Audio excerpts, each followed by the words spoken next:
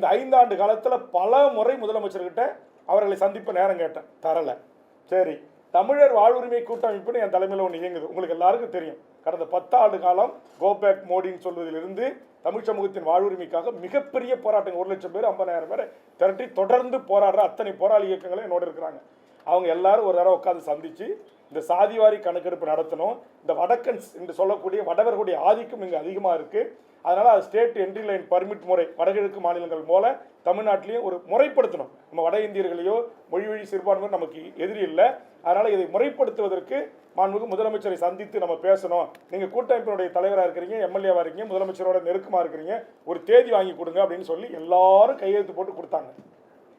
மதிமுக உள்பட எல்லா கட்சிகளும், விடுதலை சிறுத்தைகள் எல்லாரும் அதை கொண்டு போய் முதலமைச்சர் வீட்டில் கொடுத்துட்டு உடனே முதலமைச்சருடைய செக்ரட்டரி, உளவுத்துறை, மூத்த அமைச்சர்கள்லாம் உட்காந்து யார் யார் அந்த 150 பேர் கொடுங்கன்னாங்க. 150 பேரை கொடுத்து 2-3 மணி நேரம் அதை குறித்து நான் அவங்ககிட்ட மன்றாடுறேன். இவர்கள்லாம் சந்திக்கணுன்றாங்க. போன தேர்தலில் நமக்காக தேர்தல் வேலை செஞ்சவங்க, இவங்க யாரும் தீவிரவாதி கிடையாது, நக்சல்பாரி கிடையாது, எல்லாம் ஜனநாயக சக்திகள். அவங்க அத்தனை பேருமே இப்போ திமுகவை இந்த கூட்டணி ஆதரிச்சுக்கிட்டு பிரச்சாரம் பண்ணிட்டு இருக்காங்க. ஆனால் ஒரே ஒரு முறை கூட அவரை சந்திக்க முதலமைச்சர் தயாராக இல்லை. அப்போ இது எதை காட்டுகிறது? அப்போ நான் தான் சொல்கிறேன், முதலமைச்சர் சட்டமன்றத்தில் தனிப்பட்ட முறையில் என்கிட்ட பார்க்கும்போது நல்லா பேசுகிறாரு, நல்லா இருக்கிறாரு, அது எல்லாம் வேற. தனிப்பட்ட முதலமைச்சருக்கும் எனக்கும் எந்த கருத்து முரண்பாடும் கிடையாது. அவர் ஒரு மிகச்சிறந்த நல்ல மனிதர். கடைசி கூட்டத்தொடரில் நான் பேசுவது போல் இந்த 74 வயதிலும் கடுமையான ஒரு உழைப்பாளி.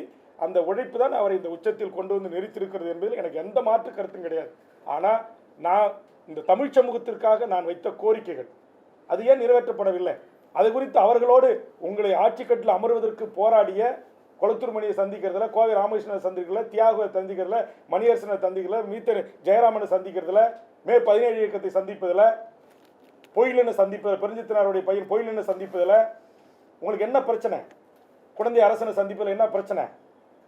தடா ரஹீமை சந்திப்பதில் என்ன பிரச்சனை? KM ஷரீஃபை சந்திப்பதில் என்ன பிரச்சனை? STPயினுடைய முபாரக்கை சந்திப்பதில் என்ன பிரச்சனை? அப்போ இவர்கள் எல்லாம் நாங்கள் கையொப்பமிட்டு உங்ககிட்ட கொடுத்தோமே, ஏன் எங்களை அழைச்சி பேசலை? ஒரே ஒரு முறையாவது இந்த 5 ஆண்டு காலத்தில் கோட்டையில் அதிகாரப்பூர்வமாக தமிழர் வாழ்வுரிமைக்கான போராட்ட களத்தில் இருக்க இயக்கங்களை சந்தித்து முதலமைச்சர் பேசியிருக்கிறாரா?